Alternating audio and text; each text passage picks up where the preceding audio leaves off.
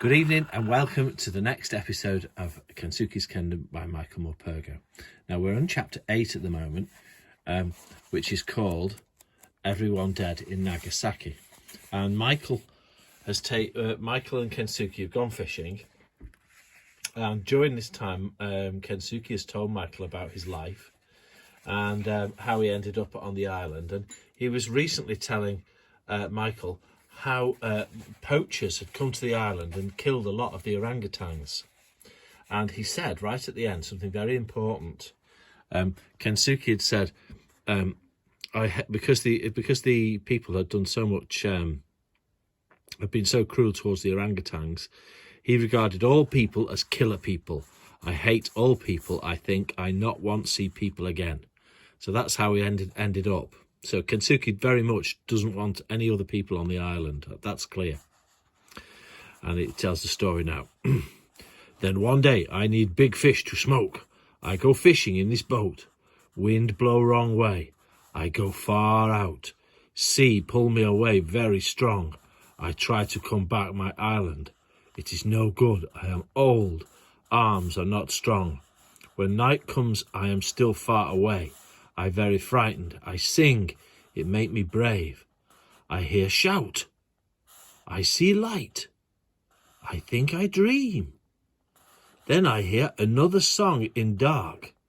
I come as quick as I can. I find you and Stella and Ball. You very nearly dead person, Micah-san. Stella very nearly dead dog. So it had been Kensuke who had pulled me from the sea. It was Kensuke who had saved me. It had simply never occurred to me. Well, we didn't know this, did we, children? So it was Kensuke who'd actually pulled Michael out of the sea that night. Because Michael could never quite remember. He woke up in the beach in a daze. In the morning, he went on, sea bring us again near my island. I'm very glad you're not dead, but I'm very angry person. I want to be alone. I not want to see people. For me, all people killer people. I not want you on my island. I carry you. I leave you on the beach. I leave you food. I leave you water so you not die. But you make fire. I want people stay away. I not want people find me here on my island. Maybe they come. Maybe they shoot orangutan. Shoot gibbon monkey. Maybe they find me. Take me away too. I'm very angry person. I put out fire. I not want speak to you. I not want see you. I draw a line in sand. So we all know about this. This has been the first part of the story. So he said, although he rescued him, he didn't really want him there. But then, if you remember, something else happened. And we'll read it now. Big storm come, biggest I ever see. After storm, sea full of white jellyfish. I know these jellyfish very bad. They touch you, you very dead. I know this. I say do not swim. Very dangerous. Very soon I see you make big fire on top of hill. I think you very wicked person. I very angry now, and you are very angry too. You swim in sea. Jellyfish sting. I think for sure you a dead person. But you very strong.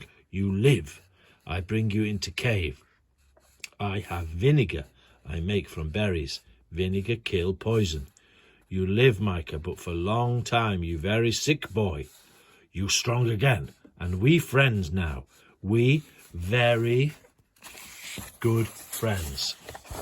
So that was it. The whole story. He stopped rowing for a while and smiled down at me.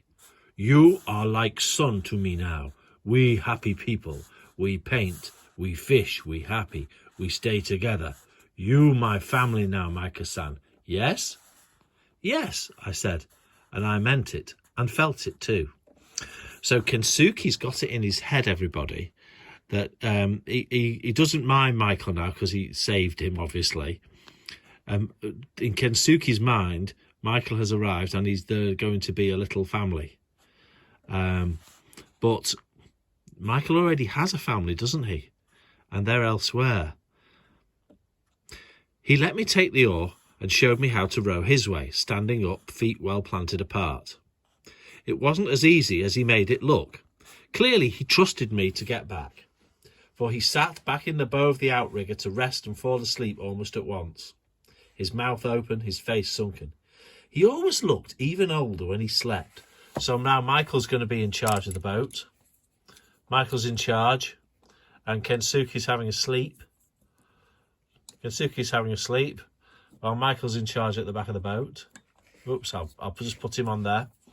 And Michael's doing the rowing them back to shore, helping the old man get back to the shore by the sounds of it. And of course, we still have our Stella.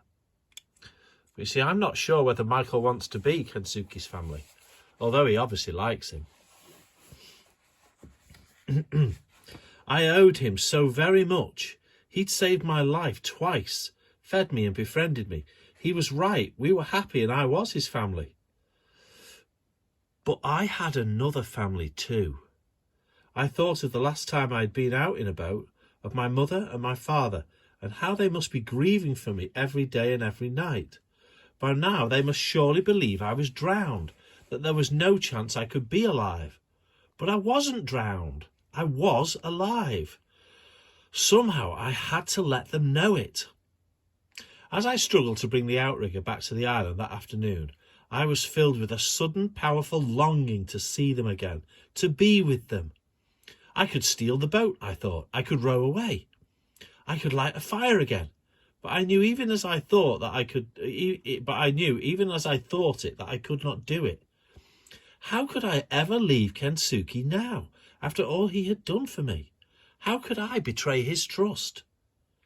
I tried to put the whole idea out of my mind, and I really believe I would have too. But the very next morning, I found the plastic Coke bottle washed up on the beach. And after that, the idea of escape came back and haunted me day and night, and would not leave me be. For some days I kept the Coke bottle buried under the sand whilst I wrestled with my conscience, or rather justified what I wanted to do. It wouldn't really be a betrayal, not as such, I told myself. Even if the bottle was found, no one would know where to come to. They'd just know I was alive. I made up my mind I would do it, and do it as soon as I could. Kensuke had gone off octopus fishing. I had stayed behind to finish a shell painting, or so I had told him. I found an old sheet at the bottom of one of his chests and tore away a small corner of it. Then I knelt down at the table, stretched it out, and painted my message on it in octopus ink. To the Peggy Sue, Fareham, England. Dear Mum and Dad, I am alive. I am well. I live on an island. I do not know where. Come and find me. Love, Michael. I waited until it was dry, then I rolled it up, dug my Coke bottle out of the sand, slipped in my message and screwed the bottle up tight. I made quite sure Kensuke was still intent on his fishing and set off. I ran the entire length of the island, keeping a warways to the forest, so that there was no chance Kensuke could see where I was going or what I was up to. The gibbons howled their accusations at me all the way, the entire forest cackling and screeching its condemnation. I just hoped Stella would not bark back at them, would not betray where I was. Fortunately, she didn't. At last I reached the rocks under Watch Hill. I leapt from rock to rock until I was standing right at the very end of the island, the waves washing over my feet. I looked around me. Stella was the only witness. I hurled the bottle as far out to sea as I possibly could. Then I stood and watched it as it bobbed away and out into sea. It was on its way. I didn't touch my fish soup that night. Kensuke thought I was ill. I could hardly talk to him. I couldn't look him in the eye. I lay all night in deep torment, racked by my guilt. So Michael's feeling really guilty now. After he has sent the message in a bottle away, and Kensuke obviously doesn't know, Michael's feeling really guilty, as if he's betraying Kensuke.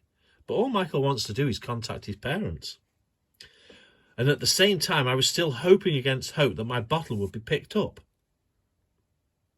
Kensuke and I were at our painting the next afternoon when Stella came paddling into the cave. She had the... Oh no, Stella. Stella arrived and she had the Coke bottle in her mouth. She dropped it and looked up at me, panting and pleased with herself. Kensuke laughed and reached down to pick it up. I think he was about to hand it to me when he noticed there was something inside. By the way he looked at me, I was quite sure he knew at once what it was. Oh dear. So Michael's tried to throw the message in a bottle into the sea, but it's just washed back to shore. And Stella's picked it up. Kensuke's seen it, and Kensuke knows exactly what Michael's tried to do. And so the bottle of Coke with the message in it has come all the way back to them. I wonder how Kensuke will feel about that. I wonder if he'll feel betrayed by Michael. We'll find out tomorrow in the next episode, which is called The Night of the Turtles. See you tomorrow.